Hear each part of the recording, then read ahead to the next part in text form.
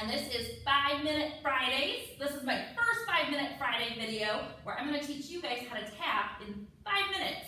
So, just a little bit about me. I am a Quad Cities choreographer. I have taught tap for years and years and years, and I'm really excited to get to share it with everybody. So, whether you've tapped before or not, this is a really great place to start. This is Tap Video 101, so we're going to be really starting with the basics today.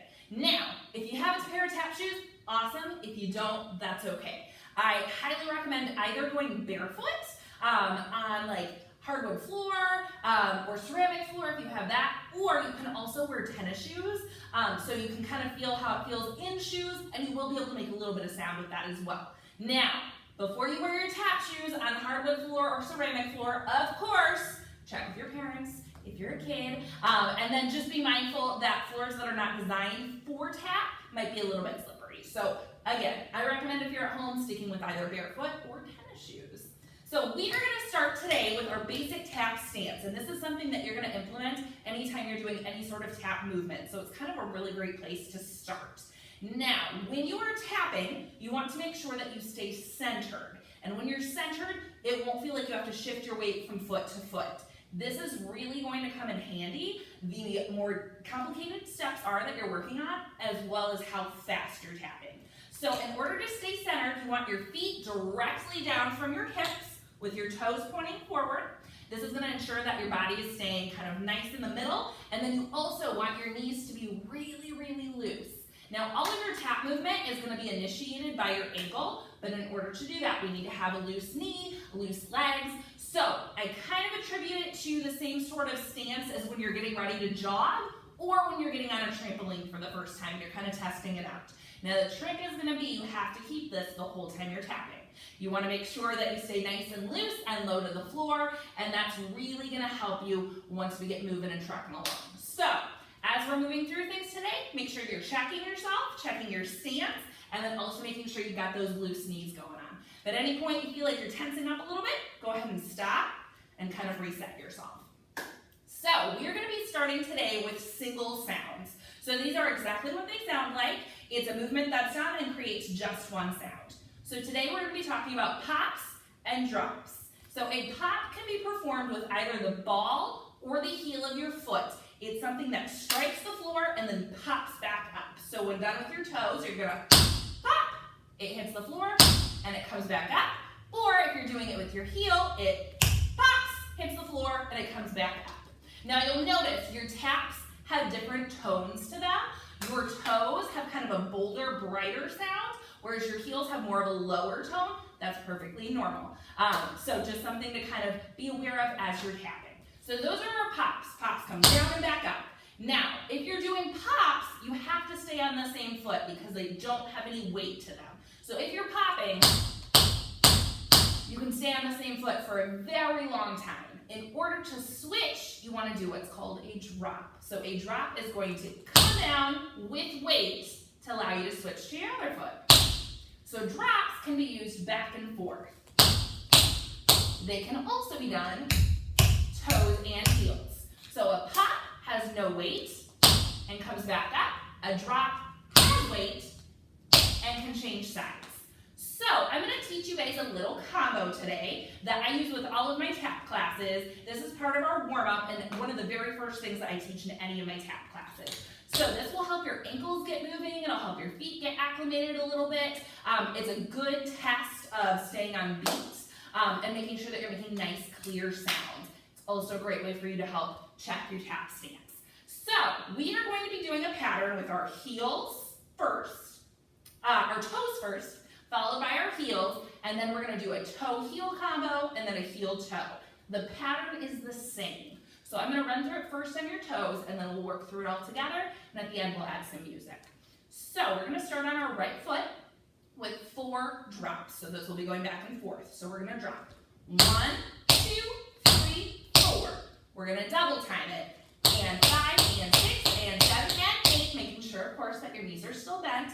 Now we're going to pop, drop. You can take this at a slower tempo and do 1, 2, 3, 4. Or if you'd like to take it up tempo, it'll go 1 and 2 and 3 and 4 and 5 and 6 and It's a pop into a drop, and then you do it on the other foot. Then we start the whole combo over. 1, 2, 3, 4, and 5, and 6, and 7, and 8. We're gonna finish with a trill. If you're familiar with music, a trill is when you go back and forth really quickly between two notes. In tap, it's going back and forth really quickly between your 2 feet. So it's not pretty, but it's gonna help you loosen up your ankles. So that's the pattern. I'm gonna run through the whole thing, toes, heels, toe-heel combo, heel-toe combo, without music, and then we'll do it with. So try it with me. Keep your stance low with your toes. We do 1, 2, 3, 4, and 5, and 6, and 7, and 8. 1, 2, or you can take it double time. And 1, 2, 3, 4, and 5, and 6, and 7, and 8. Then you trill, stay low. And then we switch to your heels. We do 1, 2, 3, 4, and 5, and 6, and 7, and 8. 2. Good. Then it's 1, 2, 3, 4, and 5, and 6, and 7, and 8. Then we trill. Good. Now we're going to do your right toe, right heel, left heel. Then it's pop, pop, pop, drop. 1, 2, 3, 4, and 5, and 6, and 7, and 8. Then trill.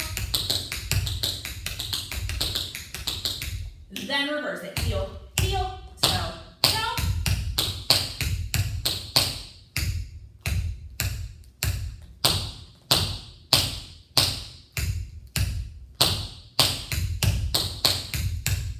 Then we trill.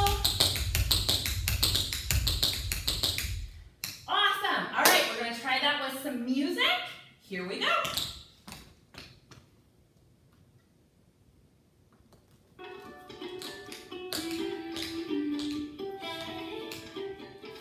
Here we go. And